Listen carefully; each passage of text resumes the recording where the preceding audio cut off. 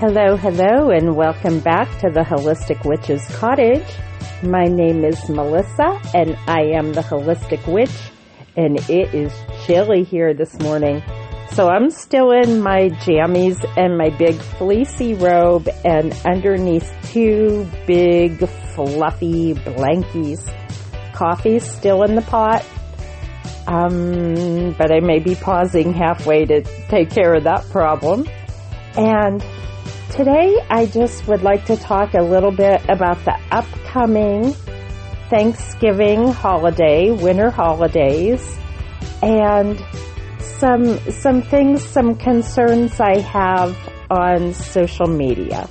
So I won't get into the finer points of magical holiday preparation today, but something that did come up, I saw that food creators, cottagey creators, similar to what I do, were saying that perhaps it's insensitive to post about food and recipes and decorating and coziness when, the United States at least, a lot of people are struggling with food insecurity and financial issues.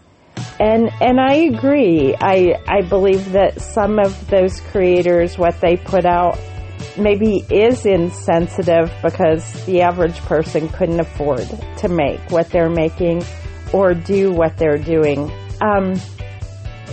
As far as my lifestyle, my cottage magic lifestyle, how do I put this in a kind way?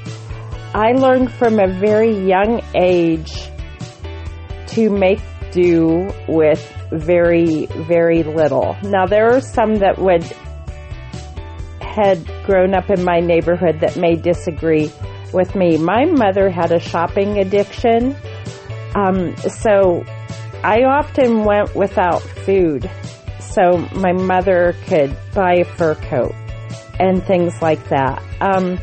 I recently told my husband a story, and this was pretty commonplace for me. I'm the youngest in my family. My siblings are much older. So by the time I was in elementary school, everyone else was grown up and moved out into their own lives. So it was mostly like my mom and me. And Dad worked away. So my mom and I spent a lot of time together. And Mom had a shopping compulsion. And back in the 70s, it was pretty common for department stores, even some of the higher end department stores, to have lunch counters or little cafes or diners. Not exactly like what we see today, but I'll just call it that, like little lunch counters. My mom had a curious habit of dropping me off at a lunch counter, getting a napkin, and like at the condiments table, they had ketchup, mustard, relish, and onions, things like that. On a good day, they had packets of sugar, too. My mom would get me a free glass of water and put a napkin out in front of me and scoop some relish and onions on this, and that was like lunch for me. So Mom could go and buy a fur coat or $200 shoes or a ball gown she'd never wear or whatever. So I'm not bringing this up so much to bash my mom, but I do understand the principles of food insecurity and the principles of people who have things and aren't necessarily caring well for those who they should be caring for. So maybe that's why I care so much about the principles of prosperity and abundance. I do believe you can start with a little and grow that into miraculous abundance. We do it here all the time. Now, thankfully, I'm very thankful that we do not have food insecurity issues here. But a lot of that is because of smart planning and budgeting, and we grow a lot of our own food. I know that some of you don't have the ability or the land to do that, but again, that was part of the plan 20 plus years ago to be able to do this for ourselves. It's just part of our cottage lifestyle. But here's just an example this week. I absolutely hate food waste. So if we're going to be home for the weekend, I like to try to make a nice family meal for us. And this week, so I oven roasted some chicken. I oven roasted some vegetables, and I made rice. So by Sunday, hubby returns to work, and there's some leftovers. And just to save money, I'll take everything like that and chop it up and to put it into a soup. And I use those principles of prosperity and abundance. I know which foods correspond with prosperity and abundance, and I make sure that there's at least 2 or 3 of those in any meal that I make to draw more abundance and to draw more food into our household. So this week with the scraps, I chopped up the leftover chicken, scooped up the leftover veggies, scooped up the leftover rice, and I added it all into a soup pot with some chicken stock, and added some spices that correspond to all those things that I want to draw into my household, and with some salt and pepper. And I was feeling like this one was a little bit thin, so I actually did add a can of beans. When things are on sale, we stock up. So I had a 69-cent can of chickpeas. So I stirred that in to make a rich, hearty soup. By the time I was done, I had 2 large glass containers full of soup, and that's what Chris and I will eat for the entire week. I also went through my leftover fruits. We buy fruits and berries when they're on sale, or stock up about once a quarter at a farmer's market. Okay, so I had some things that needed to be used.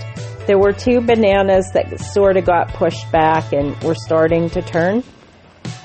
So I gathered those. I had a few strawberries that were starting to turn and some blueberries that maybe soon. So I gathered all that, and I smushed all those up with a little masher.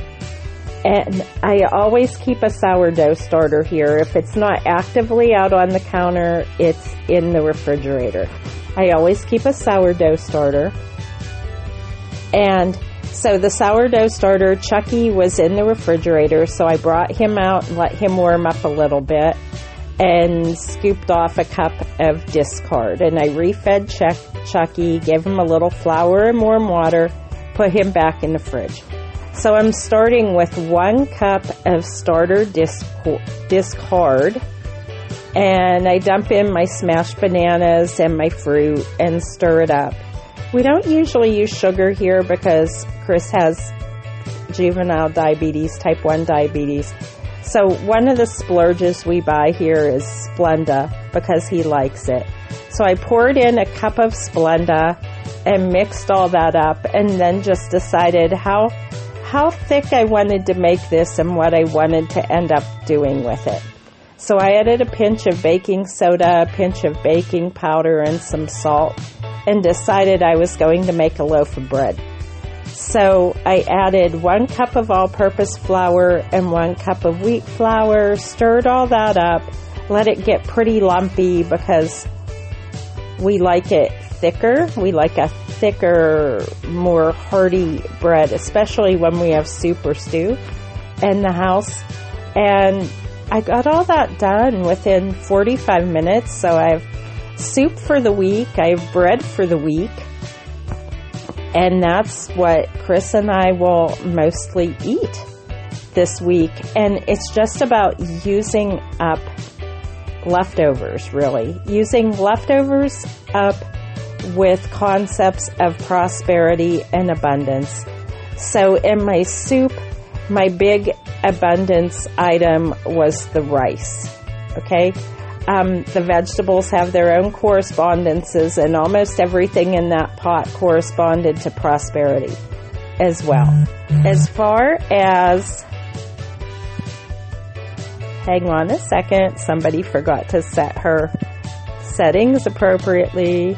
Okay, so you may have heard a little Facebook notification come through there. Okay. As far as the bread, wheat is always an abundance attractor. So I keep sourdough here all the time. It is my living, growing abundance attractor. I added more flour. It's also an abundance attractor. When you use abundance attractors with food, it attracts more food and more money for food into your house. So let's finish up the bread recipe, and then I'll jump into something else. So I started with that cup of discard, added the vegetables, not this time, added the fruit, the banana, the berries that needed to be used up that day. I either needed to use them or they were going into the composter. So they needed to be used. I added the baking soda, the salt, and the baking powder, the Splenda, and a little bit more flour. And I decided, I think I tossed an egg in there too, to be honest. I think I tossed in an egg. Another abundance attractor. And put it in a sprayed loaf pan and made a beautiful loaf of bread with things that many people would probably just dump in their garbage. Okay? We have people in our neighborhood who toss all their scraps out for the animals, which is nice. We do a little bit of that too.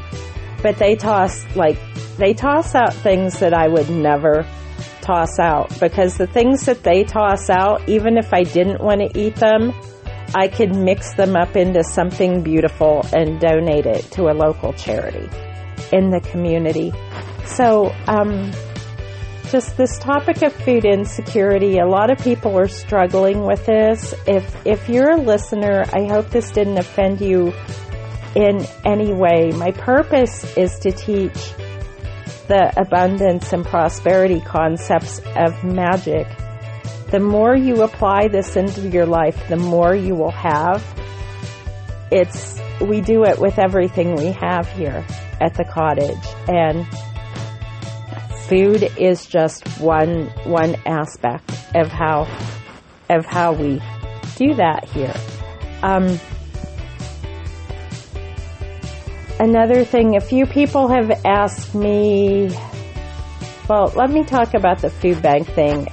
In October, I helped set up a food bank project, and the organization I was working with has had some quick changes, letting some staff go and moving some volunteers along. So I'm not even sure that I'm welcome in that building anymore, but I do not regret starting that food bank project, because when you put positivity out into the world to promote abundance and to help people that are dealing with securities, I truly believe that energy comes back to you threefold, sevenfold, tenfold, 20-fold, and more.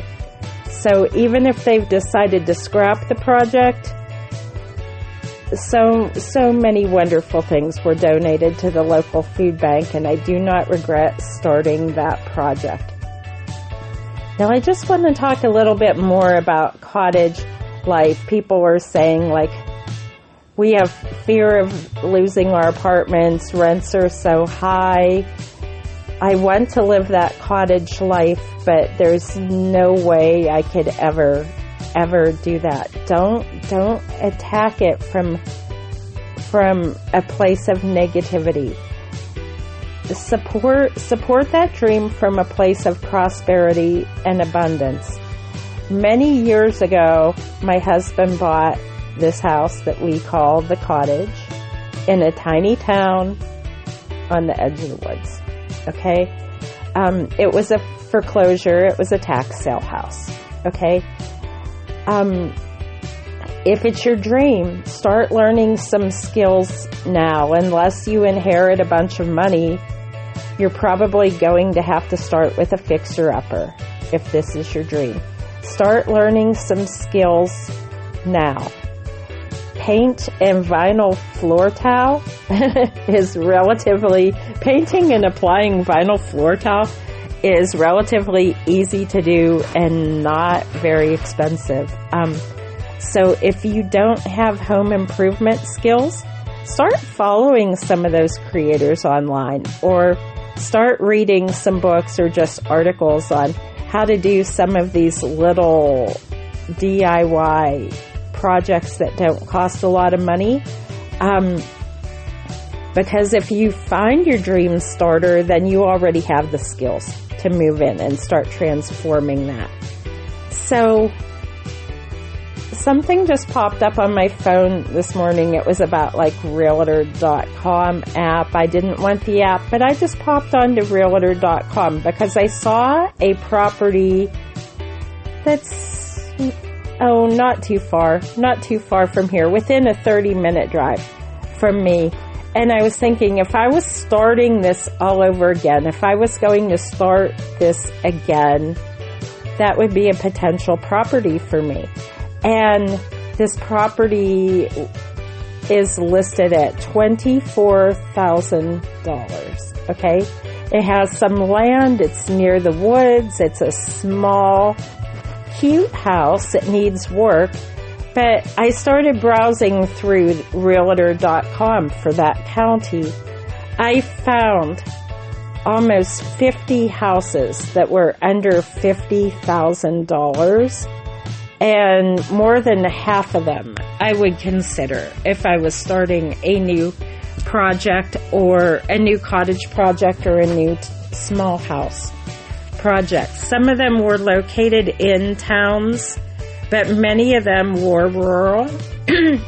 And like if Chris suddenly told me, hey Mom, I want to start with my own cottage project, there were 3 that I would be like, for sure.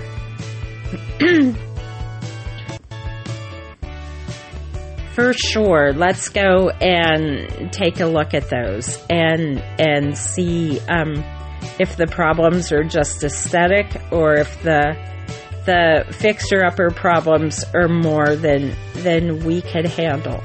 So never give up on your dream. Don't be afraid to jump on a website like Realtor.com and look for low-priced properties in rural areas. Trust me, they do exist.